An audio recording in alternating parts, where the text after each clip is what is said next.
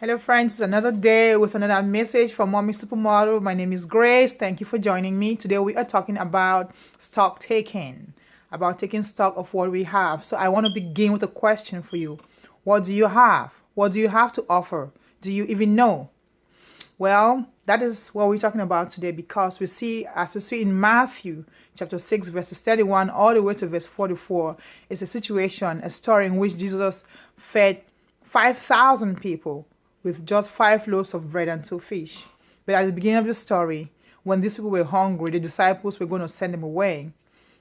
And Jesus said to them, give them to eat, give them something to eat.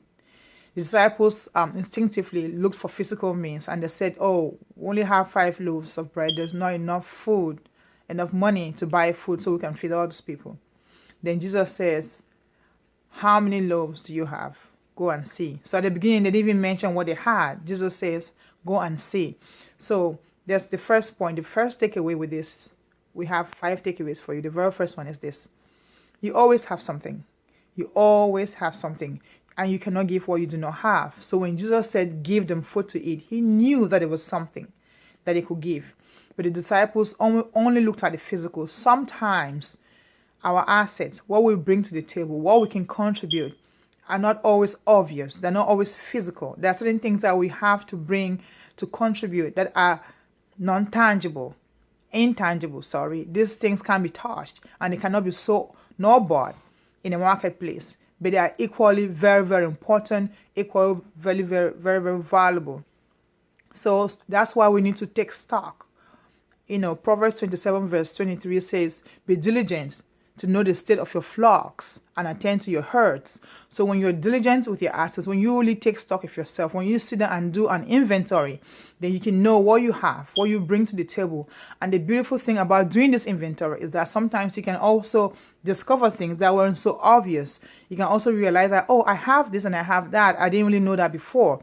So we have to study ourselves. We have to do some stock taking, some introspective inventory taking of ourselves and our abilities to know what God has given us.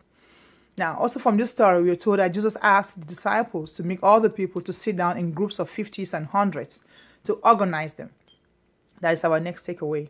We have to be very, very organized. We have to have very good record keeping. Again, you cannot keep a good record of what you do not already know you have. So the first step is to knowing what you have. The second step is to keep a very good record of it. Budget it wisely, and this record keeping will help you to deploy your resources very effectively and efficiently. So now you know what you have to do, you know what you have to work with. Then being organized will help you use it effectively to send it to deploy to the areas that are most needed so we avoid wastage. The third takeaway is gratitude. When we do that stock taking, it helps us count our blessings. We get to realize what we have and not feel empty-handed. And that gratitude makes us give God all the glory. And it also brings me to another point, which is this.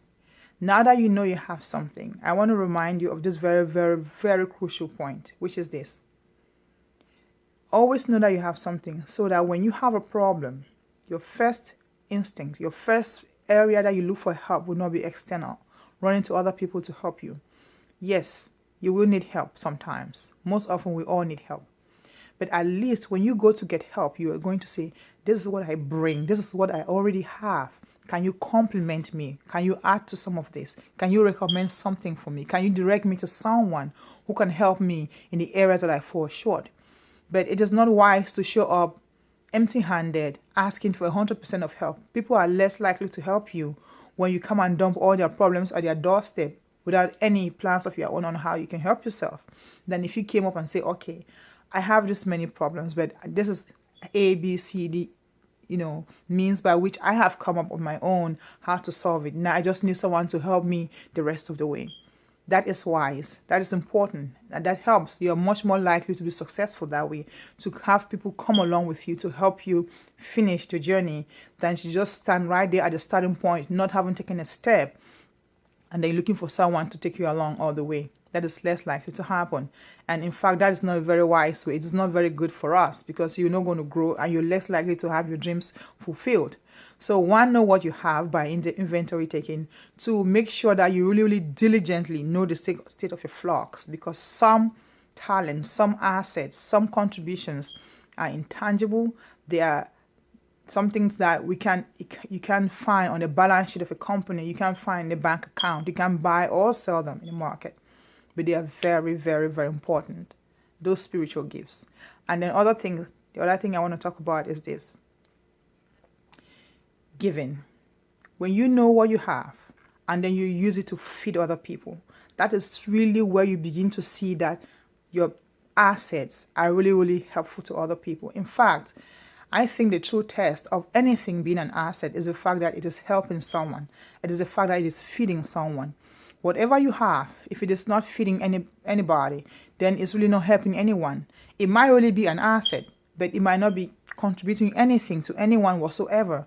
So you have to feed people. Just like Jesus used this little food and fed so many people.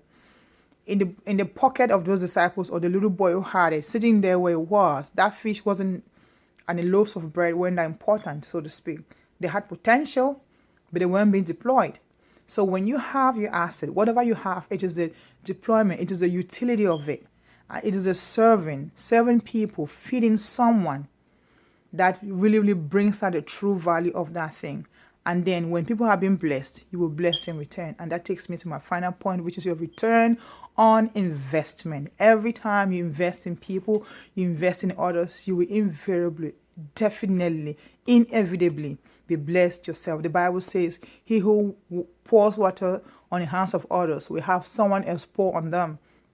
You cannot pour out water on people and then stay dry yourself. You will always be blessed by that which you send out. So make sure that you know what you have, you are grateful for them, you take very good inventory, know what you have, keep a good record of them, deploy them wisely, bless people with them, and then you will get a return on your investment. This little boy, the Bible tells us that after Jesus had fed these people, there were at least 5 baskets full of bread left over, much more than he had invested. 5 was used to feed people, 12 left over. So every time you use those resources to feed people, those blessings God has given you to feed other people, you will never go hungry. Not only will you be fed, but you'll be fed far higher, above and beyond that which you invested, because God always rewards those who sow wisely. So that is my short discussion for today. Know what you have. Know what you have.